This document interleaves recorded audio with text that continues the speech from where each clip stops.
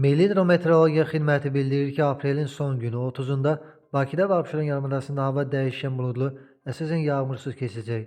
Şimal-şərq küləyi səhər, cənub-şərq küləyi ilə əvəz olunacaq. Temperatur bir qədər yüksələrək gecə 8-11, gündüz 15-19 dərəcə isti olacaq.